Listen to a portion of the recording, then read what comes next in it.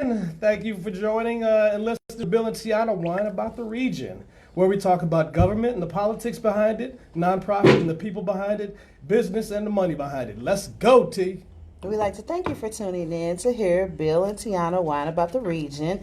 If you have any ideas of topic, people to interview for the show, or interested in advertising or sponsoring the show, message us on Facebook, BT Winery, or email us at btwinery@gmail.com. This weather is horrible. Oh my God. This weather is horrible, but we're not starting late today. Be safe. We're not starting late today. We have to start doing our promo. We've got like a real intro and stuff now, baby. I know. It's and thank you to Paula here at the studio. Paula hooked up that wonderful little intro for us, so we do appreciate you, Paula. We official now, and we are on week 3 on the radio. So, we got some big weeks ahead of us. You want to talk to them about that a little bit? Yeah, next Saturday we have Trish Gumby. Did we confirm her though? Yes, she is confirmed. Trish Gumby will be in. There you go. Okay, and we have Eli Gross. And hold on, what is Trish Gumby? What is she running for? Trish is running for 99th House District. All right. And then we have Eli Gross coming on. Yes, which looks like. And he's running for Attorney General for the state of Missouri, so that's a big guest next week. Even though you may think he is not old enough to run. You look so young, Eli. I had to shout you out. You look so young.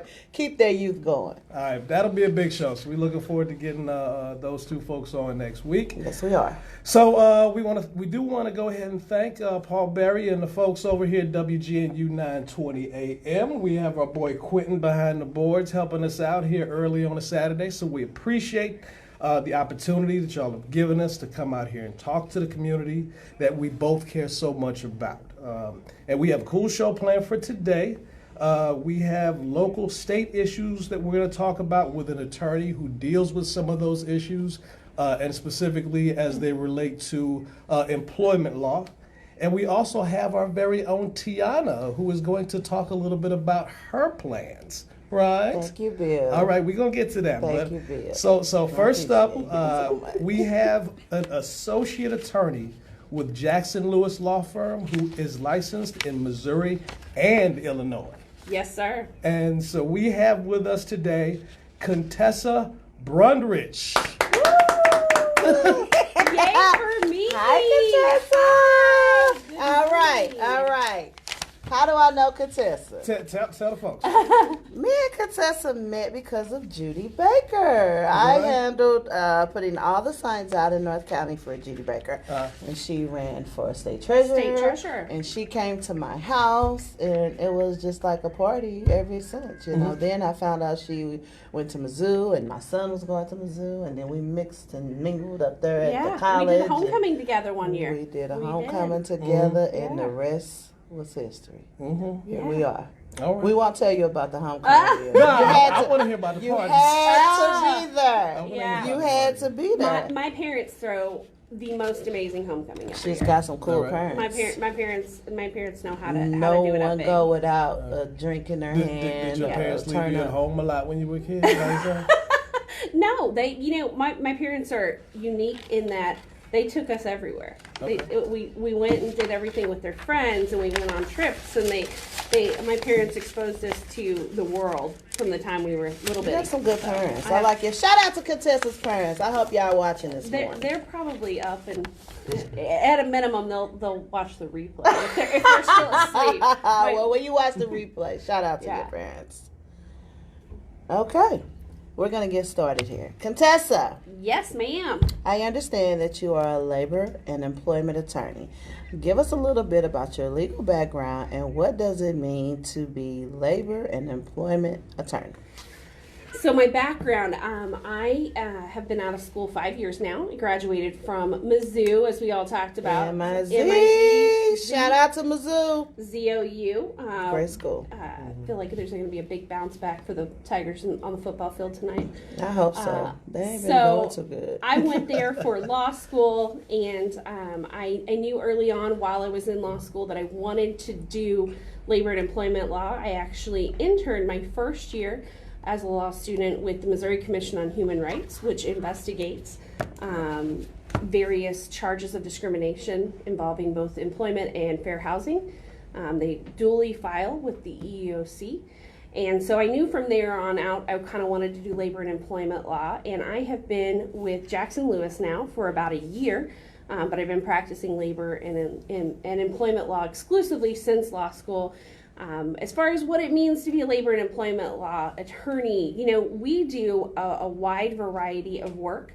For example, our motto right now is "All we do is work." That's our kind of tagline at Jackson Lewis. So we do everything from employment litigation, charges. Our management side of the spectrum, but we represent everything from nonprofit industry to mom and pop shops to Fortune 50 companies. And we do everything from employment litigation to traditional labor law. Just kind of depends on what the client needs.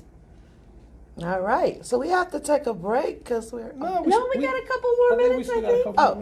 Okay. I want to get to going, and then it'd be like, okay, all right. Tiana's afraid she's gonna get yelled at for going too long. That's what it is. Yes, because I can. All right, now Jackson Lewis is a huge firm, right?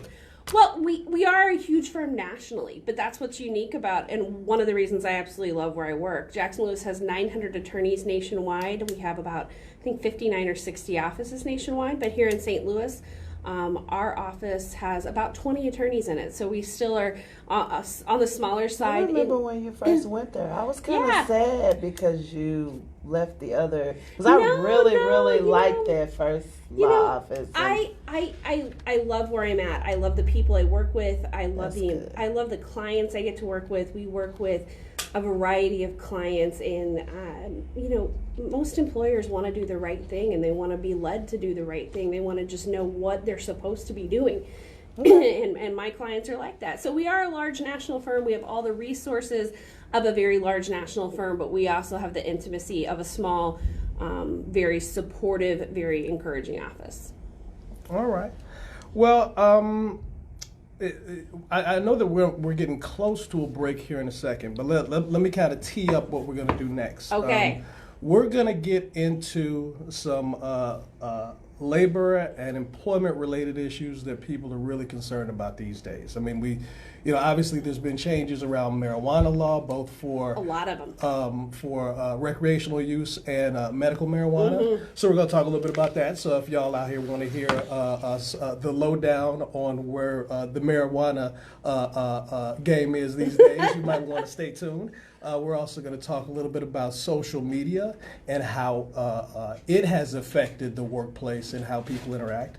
We're also going to talk about labor relations law, correct? Yeah, absolutely. That's ever changing here in the state of Missouri and on a nationwide basis. Okay, so we're going to go ahead and we're going to cut to break right now. We will circle back and we will talk a little bit about. Can you believe it? Exactly, I know. We got to do it right. We got to do it right. We're going to come back and hit you with the marijuana here in just a second. 2 and 2. So how long is the break? Oh yeah, we're still live. Okay, so let me act like I got some sense. Is that what you was trying to do? Huh? Is that? I'm glad you got that. You need that. I'm gonna just write whatever I got to do. Yeah. You real official, X. Real official. You guys, can you see it like landscape mode on your phone? Yes, it's right. Yeah, it's right on That's there. going to be your shortest segment, of course, because we started cut a into little it. late. Yes, sir. I figured that. Good job. Thank you. You guys get to see the behind the scenes process.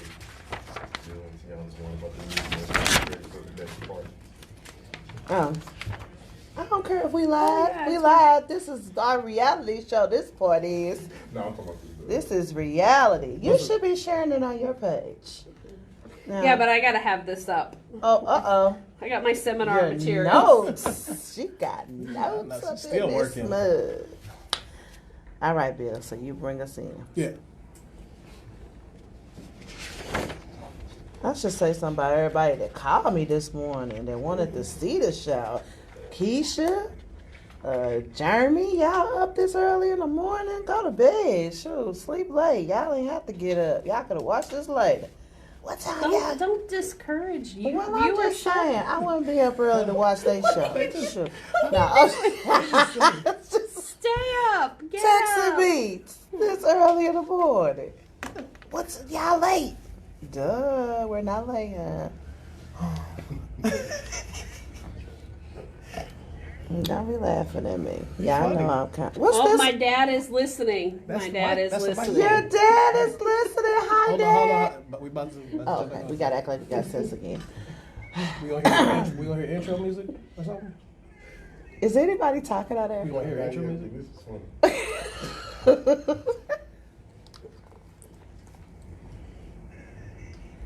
I see your little trick is. All right, we are back. We are back with Associate Attorney Contessa Brundridge Good morning. from Jackson Lewis. Thank you for getting up this morning, Contessa. You are welcome. Thank you so much for getting up this morning, because I didn't want to get up this morning. I'm not a morning person, guys. And that's obvious. You don't. Hey, I don't let be y'all know. mean to me. My girl T had me waiting, but my stomach was hurting. I'm like, come, where is I she? told her, I said, he nervous. He nervous, y'all. He nervous. Let me tell you, I made my rounds last night, and I actually went to bed early. And this morning, the rain. I think it's the rain. We'll talk more about it later. I don't want to involve. Hey, the good I don't thing want to involve everybody in is, our personal business. Huh? the good thing is, I made it on time still. You make So you, don't. I mean, you know what? What do they always say? If you 5 minutes early, you 10 minutes late, or something like that. Ooh.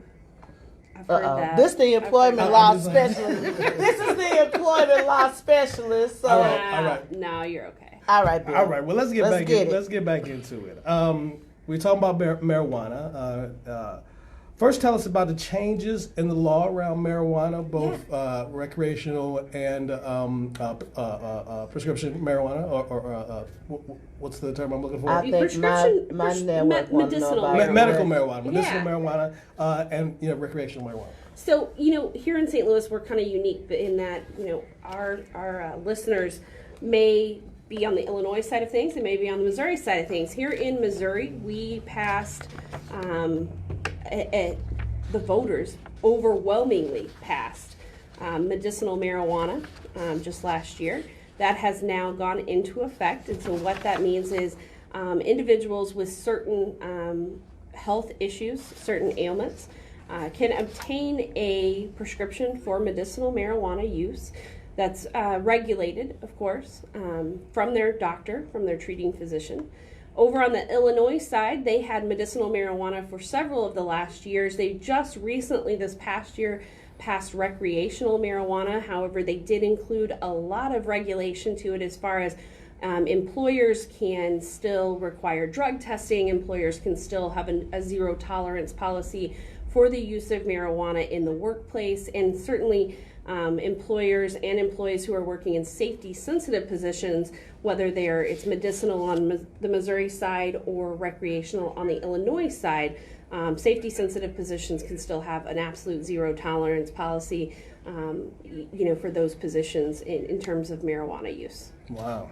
Okay, so answer me this. So if an employee has a prescription for medical marijuana, and their employer has a random drug testing policy, what should an employee do if they're tested? Like what happens? What's their recourse? Right, and so the law is really developing on this, and both the legislature in Illinois and Missouri, in their ensuing wisdom, has not provided the most amount of guidance that they could.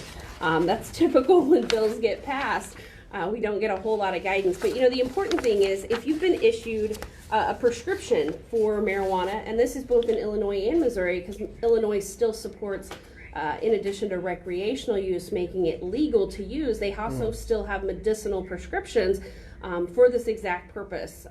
Because, in Missouri, you're allowed to be issued a prescription for medicinal marijuana if you have cancer, epilepsy, PTSD, HIV or AIDS, any terminal illness, those kinds of things, a lot of which may or may not be considered a disability under the Americans with Disabilities Act. And so if you have a prescription for medicinal marijuana, the most important thing, if you know whether you know your employer is going to do random drug testing or not, whether you get selected for a drug test or not, you should be working with your employer and letting them know that you do have that prescription. Let them know that, and then engage in the interactive process. The most important part of the ADA is to engage in an interactive process. Both the employer and the employee have a duty to do that. And so you just want to let them know that. What can happen then is a drug test with marijuana can show trace amounts of marijuana for even medicinal use, and it can last in your system much, much longer than say, any other type of drug or alcohol or pill or anything like that. It stays in your system. And so you want to let the employer know that so that they're not automatically pursuing termination for medicinal use. Because there is that concern that an employer may not know that you're using it for medicinal purposes and pursue a termination when in fact they could offer some sort of accommodation depending on the workplace environment and what's most suitable.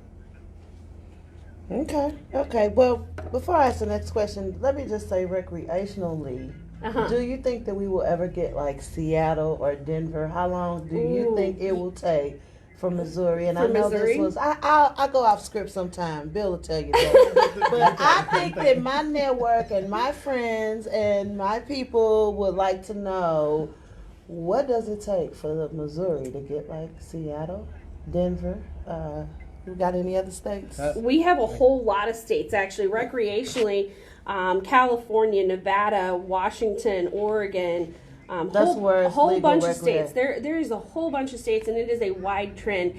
And, here's the thing. If you think about it, here in Missouri, the voters actually approved the marijuana amendment last time. I believe it got approved at like a 68% rate. And if you think about how popular defeating right to work was, that only garnered, I believe, 62% of the vote. So marijuana. So it's a lot of people in Missouri that want to smoke some marijuana. At least you hear that liability out. There's a lot of people in Missouri that's sick of this. A lot of people telling stories. I don't smoke. Yeah. So I'm big on that because what I feel like is, I feel like the crime will go down. I feel like the harsher drugs that people are doing, like heroin, all stuff like that, will calm down if they just give the people opportunity, like states like Seattle. Because, my son is in Seattle. He lives there. He tells me all the time, business people afterwards. It's just sometimes people just need to calm down at the end of the day. The thing about it is I think that there is a trend nationwide towards that. Do I think it's going to happen within the next 1 to 2 years in Missouri? No. I think we're pretty overwhelmingly still conservative in Jeff City towards that. Okay. But I do think it'll happen eventually. Eventually, Contessa. Come on, a year or 2 years, 5 years, 10 years. I'm putting you on the spot. I know. Give people hope out here. Well, I think I will say this. It will have to be a voter. It'll have to be a voter initiative. It will not happen in Jeff City. Fair enough. Okay. Yeah. All right, well, good enough. Well, what we're going to do right now, we're going to switch gears. We had three topics. We're going to go to the second one. So we're going to switch gears to social media and employment law. And the reason why I thought this was significant is recently the head coach of Roosevelt High School, Trey Porter, was unceremoniously dismissed because apparently he was, checking in on his players because of the violence in the city, just checking to make sure they got home okay. Somehow that got discovered, and just wanted to get the sort of legal take on that kind of situation. Social media, man, that's an interesting. You're very careful with social media. I am very careful with social media because we're friends. I have become. I used to be a serial social media poster. I'll stop if I'm ever elected. But right now, I'm thugging. I have learned over the last 5 years just how quickly something can go viral. How quickly and the power of social media. Social media changes lives. Social media changes jobs. It changes your outlook. Social media makes Kim Kardashian $50,000 just from a post. It doesn't surprise me. I'll tell you one of the things that I get a little bit of personal, sort of a personal joy from is the folks who go on racist rants and then get fired on Monday. They're surprised. They're surprised when yes. they're surprised when their employer doesn't want them to continue in employment, then of course they sue them and I get called. But with the Roosevelt thing, it's hard to know exactly what's going on, exactly what their policy was. What I counsel employers on is making sure your social media policy is fair, that it is balanced, that it is applicable to all. If you are going to utilize social media in hiring, firing, discipline, suspension decisions, anything like that, if you're going to have a policy that allows that type of, if you're going to consider that in the workplace, then make sure you're applying it fairly. And so, like I said, I don't know what their actual policy was, and I don't know what the nature of all of his conversations might have been. But I would hope that if this was a policy, a strict zero tolerance policy, wherein you cannot communicate with any students whatsoever through social media, I just hope that it was applied to all teachers and to all situations. I think that's the most important thing with social media in the workplace, is that you maintain a consistent policy that is applicable to everyone. Somebody got a question, if you don't mind. Well, we got a live question. Dawn Tysley, thank you for watching this morning. Okay. And we never do this, so why not real quick? I know we got to... Okay, she says, why would the employer take the extra time to go through the red tape and paperwork to decide who should and should not have marijuana? Well, so the employer should not be the one deciding who should and should not be having marijuana. If an employee has a prescription, that means their doctor has made a medical decision for them, and that medical decision is based on a medical need, and so the employer should not be doing that.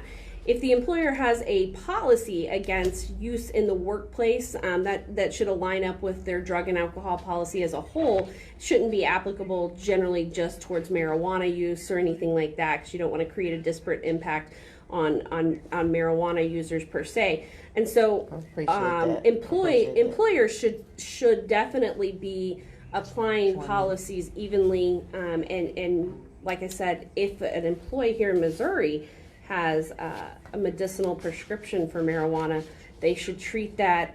If the employee also generally may have a disability, if they're using that and have a prescription, they should treat that as they would any other disability. The employer should engage in the interactive process. Well, sorry to go back see to what we're that. doing there. Sorry to go back to that, but No, we've never absolutely. had a live question. No, that's so beautiful. I mean, Yeah, thank you, makes Dawn, and we even appreciate more your efficient. question. And if Don has further questions, I'm happy to. You can call I may not be Contessa. answering the right question. I may be misinterpreting. Yeah, the so question, anybody that has questions on recreational or medical marijuana use, call Contessa at... Oh my gosh. Your So office. you can try to reach me at my office. My office, or the easiest way is by email.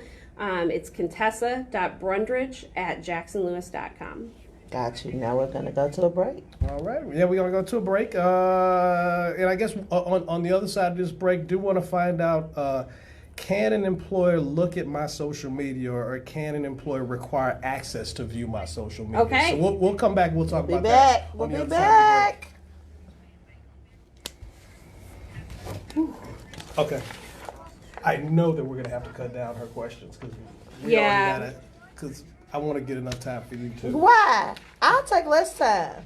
Okay. You get Contessa. Okay, all right. Yeah, because keep it. I'll take less, but I'm still gonna let it. I'm gonna hammer it. I'm gonna take less time than her. Okay. Because people need to hear from Contessa. Contessa is cool. Well, we and might she- want to. I'm saying we might want to purge some. a few Yeah, questions. I gave you guys a lot of questions to give you options. You don't have to ask me all of them. I think people need to know. Don't be mad when people Dude, blowing up your I office gave- saying, we heard you on Bill and Teona, so we want to know Okay. this. Well, how about this? I mean, I think just as we're going, we're gonna have to chop a few. We are. Yeah. Because I don't want you to only have like 10 minutes. Right. Like, I agree. I need you to have some time to talk. All right. So how about this? Let's just try to make sure that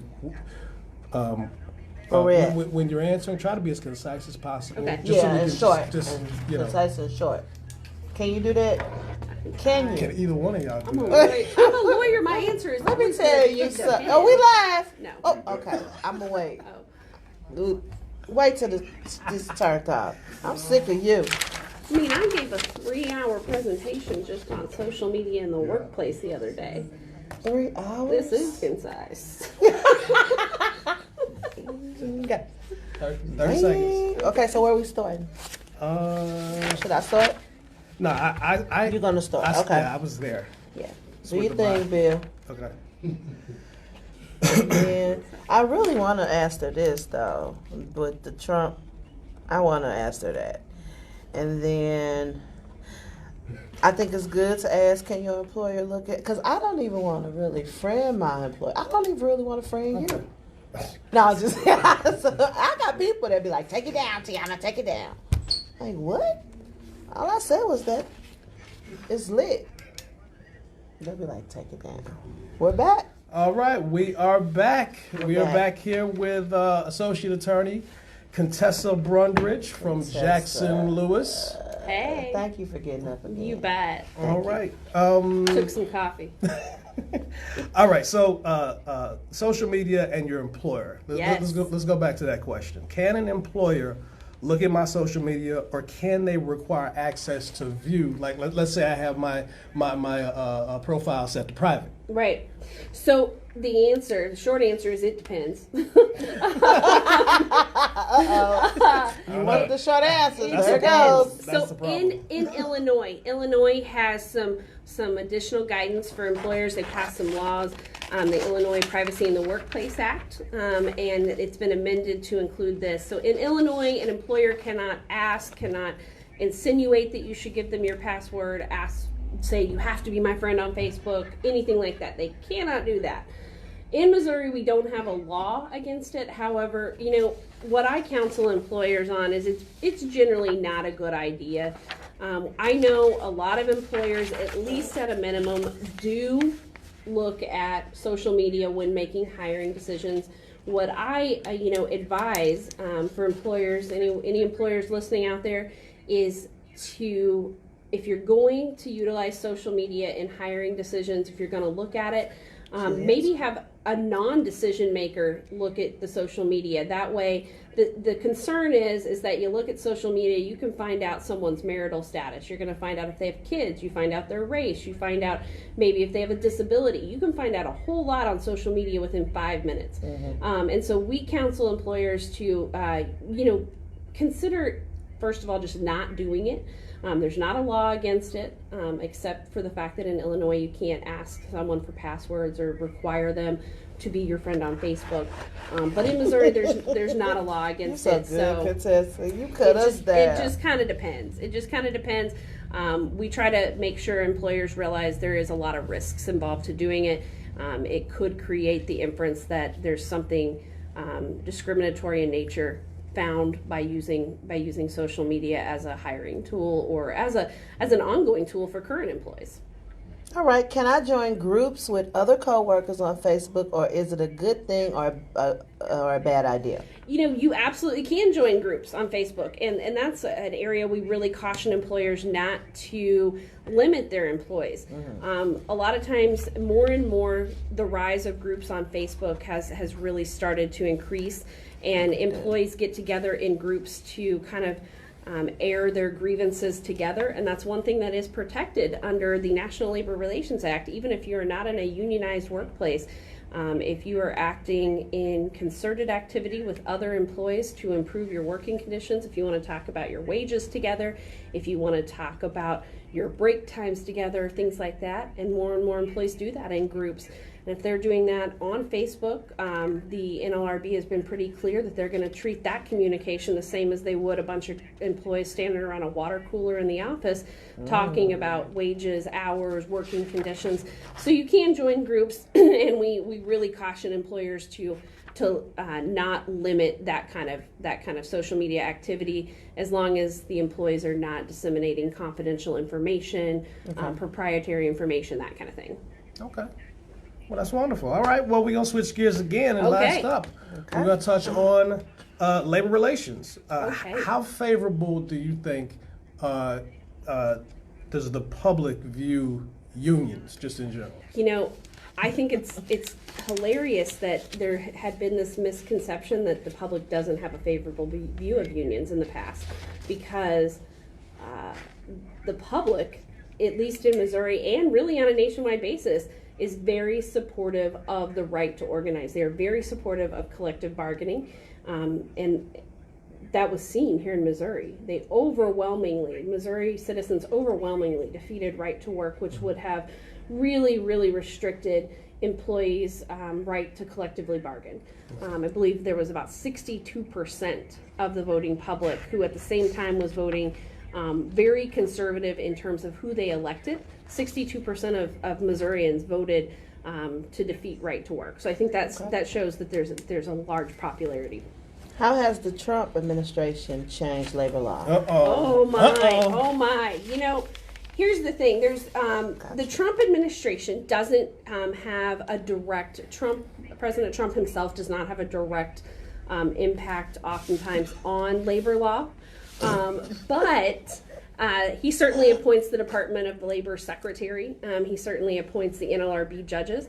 We have seen a return to more pro-employer policies. The Obama administration had put in some pretty strict rules under the NLRB that prohibited employers from making various rules and handbooks.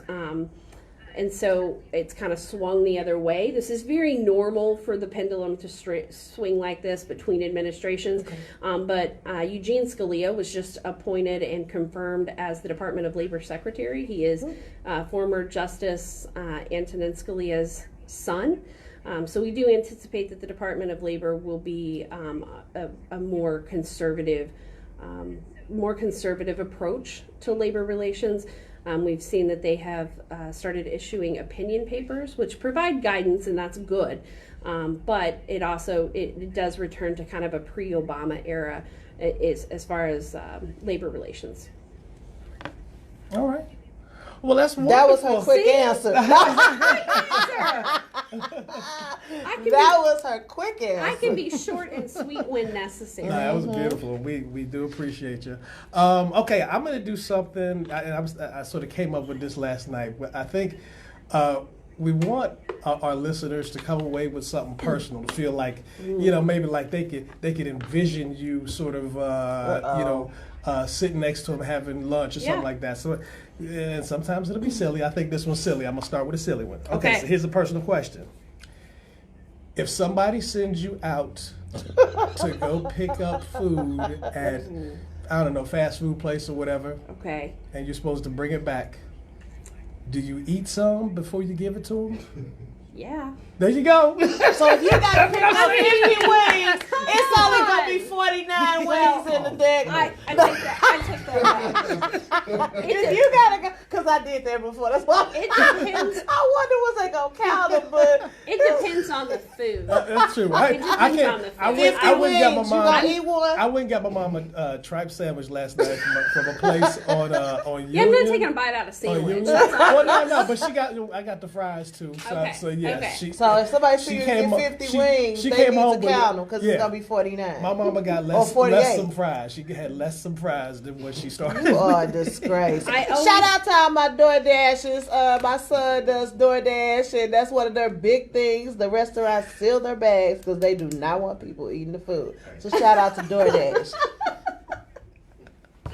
Contessa. Yes. We want to thank you for joining us. Thank you so much. Thank you for the opportunity. So Thank much. you. I think you did what you could do in the time that we have. Right. You did great. Like I said, I gave like a 2-hour presentation on all these topics. This is the radio. Okay. And we would like you to stick around as we bring on our next guest. Woohoo! We ain't even got to move. Who happens to be the co-host of this show right here, Bill. Ain't it time to break? It ain't time to.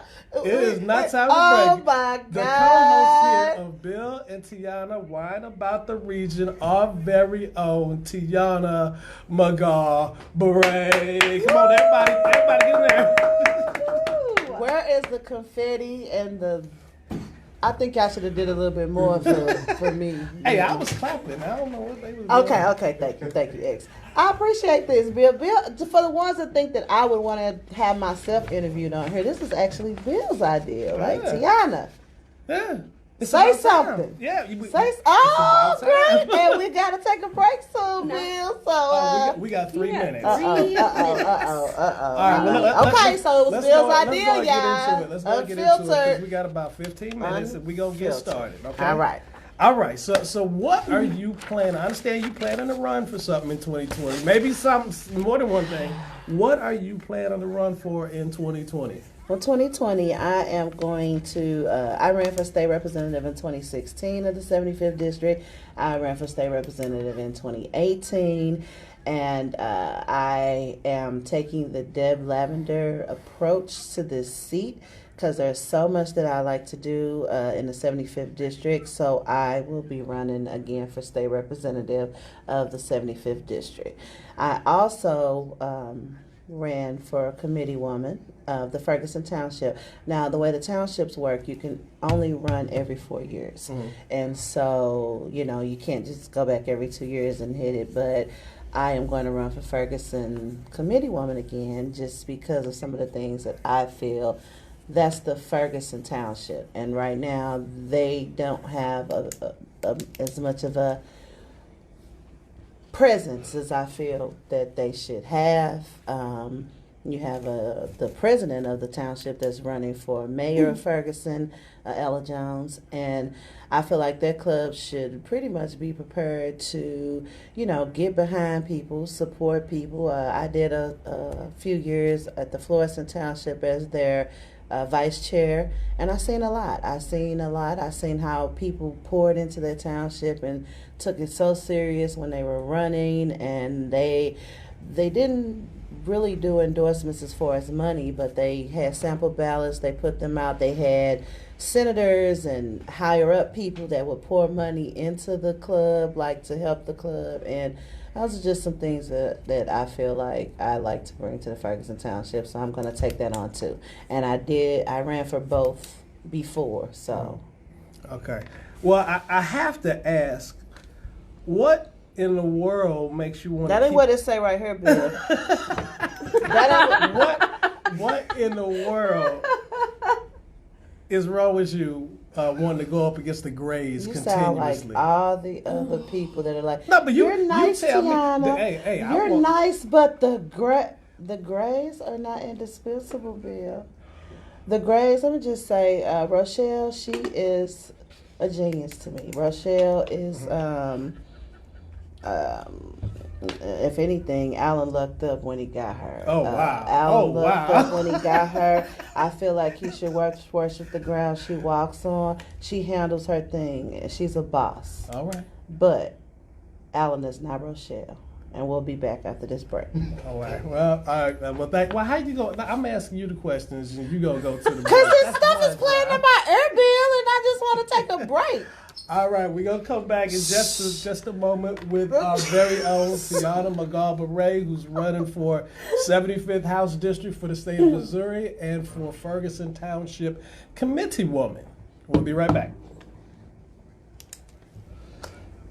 You just had to put me out here. So now you got to deal with me. All right, we just gonna go because we just got one more segment left, so we gonna go right into this. Okay.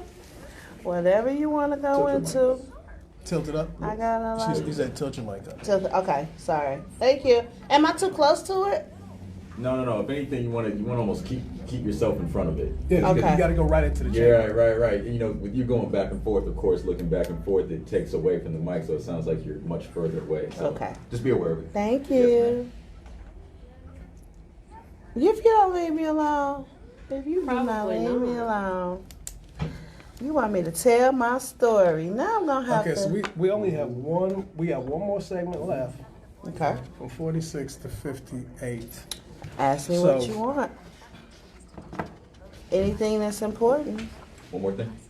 All right, so then in this last one at 58, we got to make sure we're out at 58. So this is a sharp, like a hard 58 out. Hard all right? 58.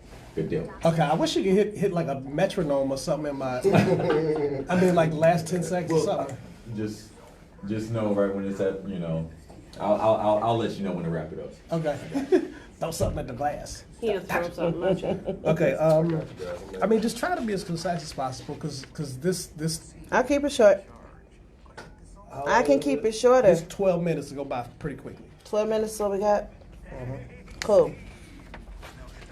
Maybe you want to cut something out. Maybe you don't want to ask me all these outrageous things. Well, how about this? My, is there anything that you think just don't need to be in there? No, not really.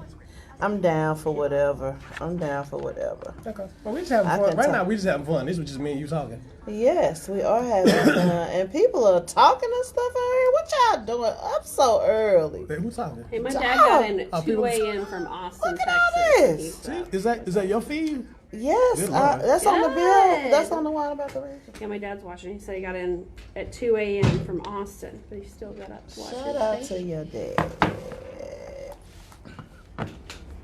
This little music here be really, you could have some Lil Jon or something. Come on now. I think I feel a bit more. We are back, Bill and Teona Wine About the Region, but right now I'm getting a chance to grill my own co-host, Teona McGhaw-Boure. What in the heck was you thinking? So you told us about your plans for 2020. Tell the listeners a little bit about yourself. What's your story? Just start from the beginning. Maybe don't go that far back, but just give us a little something. You don't want to know probably past. You want to know for my political, like 2010. You know what I don't want to know. So Okay. All right. Here we go. So in 2010, I was working with an attorney by the name of Tim Higgins, and I used to go to Head Start. I was on their board, their policy council. And so he thought that was so corny. He asked me, why don't you get into politics? Why don't you start going to actually the Ferguson Township meetings, things like that? And I listened to him, and I started, he said, one thing he told me, he said, you want to get in touch with a lady named Rita Days. Let's send her a letter. He helped me with the letter. He said, because I was in a race with her and Esther Haywood, and I got out of the race because my mom was sick, but I was going to win that race because there were two black women running against each other, and I was going to come up through the middle as the white guy. But when he got out of the race, his respect lay with Rita Days. We sent her a letter. That's how me and her bonded since 2010. In 2012, 2010 I ran for state representative, but he died right in the middle of my campaign. We were using his campaign office as the headquarters. He was my main funder. Like, it wasn't like a fundraising thing. I really had learned how to fundraise, but I was just saying, here, I need signs. Here's a check. Here, I need this. Here's a check. It wasn't until later I learned that you're supposed to just fundraise with this. And so even in 2012, when I went up for committee woman, Bill, you were on the other side. And I know. I'm still apologizing for that one. And you beat me. And so, like handily. They say, if you can't beat them, join them. So why you want to know what one of my plans are for 2020? Shout out to Patricia Bynes. Shout out to Patricia. If you want to know what one of my plans are for 2020 is to hire you. Okay. That's actually one of them, and we're going to do the doggone thing. All right. All right, so what have you been up to in 2019 to sort of get yourself prepared to be in this space next year? Well, let me just say, I was told after 2018 was rough, because 2018 we thought we had it all figured out, and I called 3,000 people myself, and so I was going to make that contact, because one thing about the voters in the 75th district, they had never got a personal call from the person that was on the ballot, so they were shocked. They were like, who? What? And when I tell you, my longest conversation was 2 hours. That lady is now a good friend of mine, and I made several good friends that now 2018 has started a buzz, has started an attention to the seat and to the family that's had it for so many years. And, when people are paying attention, you get a little bit more you know what? She just keeps going for it. Let's, they call me, they check on me even when it's not campaign season. So that's one of the things I did in 29. I've been told that if you want to lead, you start leading regardless. You just start leading. Yeah, you just gotta jump in there and grab it. Yeah, so this year I was blessed. Robert Parson ran for mayor of Ferguson, and I managed that campaign for him. Even though we didn't get the seat, we made definitely some noise. I have been with the Women's Political Caucus now since Retta told me to join way back in 2010. And I told you to stay. And yes, and you told me to stay. Sometimes it could be a little challenging, but just recently at the convention, I was able to start a national committee which will focus on diversity and inclusion. It's just a good time to be a woman right now and to be a black woman, I feel that I've never felt the warmthness of support that I've been feeling within 2019 this year. It's like a time, and I call myself the best of both worlds, because most of the time they're looking for a minority, and I'm not only a minority, I was born with a disability, so I wear prosthesis. And earlier, some people look at me as being very confident. Well, I didn't just fall out with this confidence. It was something that had to be built. It was the confidence was built by my mother. The confidence was built by hanging out with the popular girls. Shout out to high school friends, Danica, Davita. A whole bunch of girls. I just would always hang around the cool girls and try to develop my own image to be like, how are they so cool? How can I be like them? How can I, get the attention that they're getting? And one thing about it, if you are from, I'm from Berkeley. I grew up in Berkeley. Kenlock. And the one thing about it is, you struggle a lot, but you have a love for each other. It's like a home. It's like, if you ain't from where we from, don't be coming up in there saying you from, so that will make you, that grew me. That grew my confidence. That grew, men will grow your confidence. I think when people find out that, you got 3 kids, it's like, yeah, yeah, I got 3 kids, it's like, yeah, they're not adopted. So people are shocked. So yes, I've been doing what I've done with the Women's Political Caucus. We've got this diversity inclusion thing, and I'm also doing a radio show now with a guy that really believed in me. I heard that radio show. It Bill just took Ray. off and it's doing its thing. Yes. Started out as an ideal on the campaign for Robert, and we are interviewing some great people. So my network is expanding. I have some great ladies in Kansas City that have been helping me, and I mean, it's just been a great thing. So I plan to take the fact that I have basically just started leading. I'm not going to wait to win an election. I'm just going to start doing my thing, and hopefully, the seat will catch up with me. Okay. Well, I mean, I'll tell you this. Obviously, we Facebook friends, and I see your posts all the time, and I see you everywhere. I see you. You was doing a book giveaway for the kids, weren't you, yesterday? Yes. I saw that. I mean, but that's books. just one example. I see you all over the place. I've been blessed with some people that just say, Teona, we're going to work on building you. We're going to work on Christian. She's a godsend. Christian, I feel like she's always like holding me up to help me. Well, and I think the thing that's really inspiring to me is it makes me enjoy the time that we, that you and I get to collab together. It makes me enjoy it that much more, because I'm like, a lot of people might use a disability or any of those things as an excuse. I used to keep them from doing stuff, but I used to. I see you are out there more than most people that without a disability. Yeah. Some of my friends say I be trying to make them look bad, but I think you do. No, I don't. I promise you I don't. I promise you. I think that I've spent so much time in my earlier years being kind of down on myself that I'm going to spend my later years inspiring people and letting them, like, I am hard on people. Some people complain about the most trivial things, and I'm like, really? Do you know what it feels like sometimes to get up in the morning and say, it hurts, but I'm going to continue to go forward? And I just try to that's just something I want to do. I used to didn't know. I will say in my earlier years, the disability was hard because people judge you. Kids don't want to play with you. There's a lot of things that come along with that. They can be very mean, and they were mean to me. I mean, even some guys, I would have a crush on the guy, but the disability would hold back like, oh my God, you looked at like an alien, but then you go on about your life and you start doing bigger things, and that's the guy that wonders like, wow, I maybe should have, Maybe I should have paid attention to her. Yeah, maybe we should have paid attention. But that's okay, we still, we just keep moving, we do what we have to do, and like I said, Well, how do you get traction? And we only have a couple more minutes, but I do want to know, how do you get traction in 2020 with respect to support the traction from has electeds, started already. From organizations, from unions? The traction has started already. I may not. One thing about the unions, I'm not expecting to have the union support.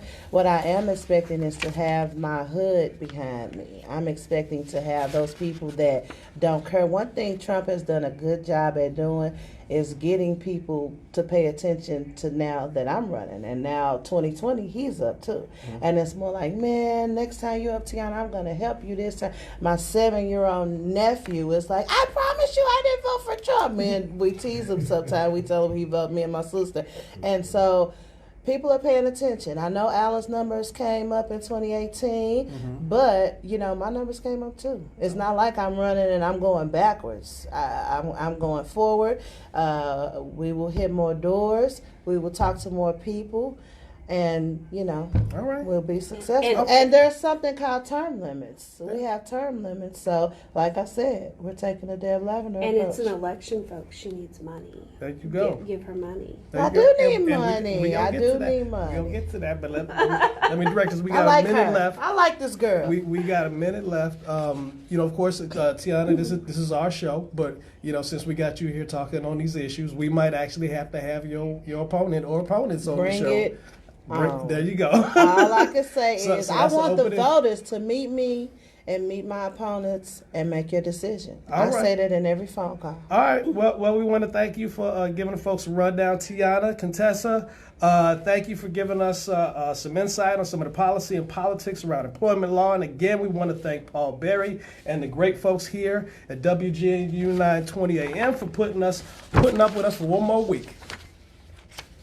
You might as well just say my part. All right. And again, we want to thank our listeners for tuning in.